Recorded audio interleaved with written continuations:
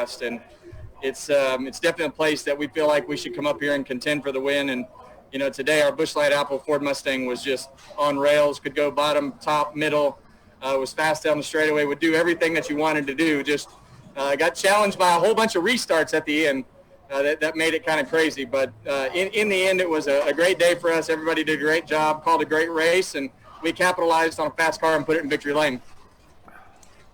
Awesome. Well, we are going to open up the floor to the media for questions. As a reminder, if you have a question for Kevin, please click the participants tab and raise your hand, or send me a chat and we will get to you. Let's kick it off with Jeff Gluck. Go ahead, Jeff. Yeah, Kevin, just wondering your impressions of how the choose rule worked today. What did you see? What did you like about it? What did you not like about it? Well, I think that the best thing about it is they had a race with it yesterday with the Truck Series, made a lot of adjustments, or, a few adjustments this morning to the process, and I thought it went well today.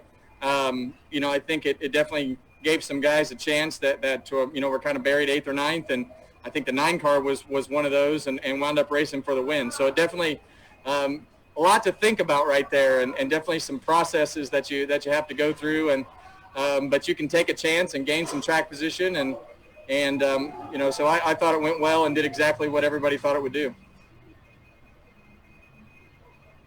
All right, we're going to take our next question from Bob Pockrass. Go ahead, Bob.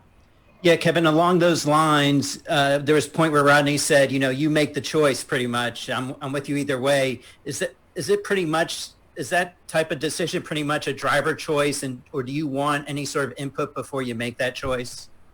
Well, we talked about it before the race and had kind of a number in my mind of how many spots that you would gain, before you went to the bottom. I think for us, a lot of it depended on, at the end, when I could have started 4th or could have started on the inside. For me, it was which car I wanted to race and which car I wanted to push. And I felt like, my best opportunity to get the 9 back was on the restart and capitalize on that. And it wound up working out. I felt like he could run fast enough once we got strung out to be more difficult to pass than some of the other cars. So I thought if I was going to race the 9, then I needed to pass him right off the bat. Thank you.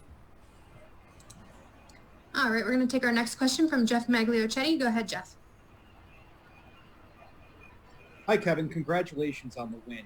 Your 54th career victory ties you with Lee Petty on the NASCAR all-time list and moves you into the top 10. What can you say about, how this post-stretch has been for you and what it means to be in the same sentence, in the same breath as a NASCAR legend like Lee? Yeah, well, that's a lot of pressure. And, I ask myself that all the time. It's, what have you done for the sport? What are you doing for the sport? Because when you start talking about Junior Johnson and Lee Petty and Rusty Wallace and, Ned Jarrett, or, all those guys that are on that list, around my name on the win list, there's a lot of responsibility that comes with that, for our sport. So, I think as you look at, that number, I've been fortunate to drive a lot of really fast race cars, and we've been fortunate to be successful throughout the years. But, when you start getting up there with those names and those icons in our sport, they've been a part of, a lot of big moments and helping change the sport in a positive direction. So, that's the way I look at it and the responsibility that I think I have. Rusty Wallace is next. Thank you, Kevin. Congratulations. All right, we'll take our next question from Jordan Bianchi. Go ahead, Jordan. Kevin, I wanted to look ahead a little bit to Daytona Road Course. NASCAR said there's no practice there. What are your thoughts on having no practice for that race, a track that no one's ever raced on before? I think it'll be interesting. I have no clue what I'm doing. The last time I only made a little bit of a 2002 24-hour race, so it's been a long time since I made any laps there. I'm a week of preparation guy, so I'll start Monday and Tuesday on iRacing just to get acclimated with the track. We'll go to the simulator on Wednesday, back on iRacing Thursday, Friday, Saturday, just to make sure that it's fresh in your mind so you know where to shift and things like that. And then it's just a trial and error after that. So, I've watched enough races there that I know the racetrack in my mind, but I don't know where our cars need to be and what gear I need to be in. So I'll learn that next week, and we'll be ready and hopefully have a good day. Are you okay with no practice? Are you okay with that decision? I love everything that we're doing right now. I think, the shorter schedules, I think it mixes it up. It makes it exciting. I voted for 1 through 36 random draw every week, but I see we're going to do something different than that. I think that would really mix it up. So all charter teams should be random draw every week, all the way through the end. Thank you. All right, our next question will come from Zach Sterniolo. Go ahead, Zach. Kevin, congrats on this. I'm curious, you talked about how fast you've been here since joining SHR. How big of a part of this has Rodney Childers been? Because I remember he had built fast cars for Michael Waltrip Racing as well. So what has he meant for you here specifically? It's just been a racetrack that fits our engine package, especially since we've come to Ford. Doug Yates and his group put a lot of effort into running well at this racetrack, because for the Ford Motor Company, they want that Heritage Trophy in their lobby. So it means a lot to the Ford Motor Company. Our race cars right now, with this rules package and the way that the aero is, and any other rules package for that matter, have just been really, really fast at Michigan. So we come here expecting to be competitive for the win, and today was no different, and hopefully tomorrow's the same way. Thank you. Yep. All right, our next question will come from Aaron Bairden. Go ahead, Aaron. Hey, Kevin, congrats. I got 2 quick ones for you. First of all, this race was a little bit shorter, a little bit quicker than we've normally seen at Michigan. I think it's a little over 2.5 hours for you guys. How did that compare to a quote-unquote normal race here? Did you notice any difference? Did you like the shorter format? I didn't notice any difference. I think shorter races obviously make things happen a little more frantically. It really makes the pitch strategy kind of mix things up. The stages happen quick, and then you add in the competition caution. So there's just a number of things that happen a lot quicker.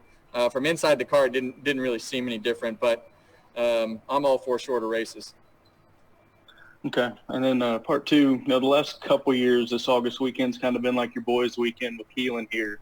What's it like this weekend not having him here, still winning the race, but is it different when you have that tradition with him there? Yeah, it kind of sucks. We always, for the last couple of years, we've spent the whole summer together by ourselves traveling to the races. So this year we've traveled by ourselves to go-kart races. So we've been racing, but he misses coming to the racetrack. I miss having him at the racetrack. He asked me to have a cardboard cutout made of him so that I could put him in the side of the car if we won. So maybe he knew something that I didn't, but I thought that would be a little bit cocky, just because of the fact if you had the cutout made thinking you're going to win it and throw it in the side. So he has some random ideas. Thanks, Kevin. All right, we'll take our next question from Brandon with Lap Traffic Podcast. Hey, Kevin, congrats on the win. 2 quick ones for you. Is Michigan starting to feel like your East Coast playground? And what are your thoughts starting 20th tomorrow? Yeah, I think, like I said earlier, Michigan's been a great racetrack for us, and we look forward to coming here every time. So it has been a lot of fun for us. Starting 20th, I think it's great. I think our car is capable of passing people. We just need to, get as many as we can before that first stage and go from there. Thanks, Kevin. Good luck tomorrow. All right, and our final question for you, Kevin's going to come from Steven Toronto. Go ahead, Steven. Kevin, in this race last year, you could see that cars could catch the leader, but they couldn't pass him. This year, there was a lot more passing for the lead. What do you think contributed to that? Yeah, well, I think NASCAR did a really good job of making that third lane available, so you had options as a driver to move your car around and really make things happen. So I think getting that third lane right with the PJ1 really made Michigan in the race here, especially with this rules package, way better from a driver's standpoint. So we're getting close to having the races that everybody wants here. I thought today was a good race, and I think having multiple lanes is really what it's all about. Thank you. All right, Kevin. Well, thank you so much for joining us. Congratulations, and we'll see you at the road course. Thank you, guys.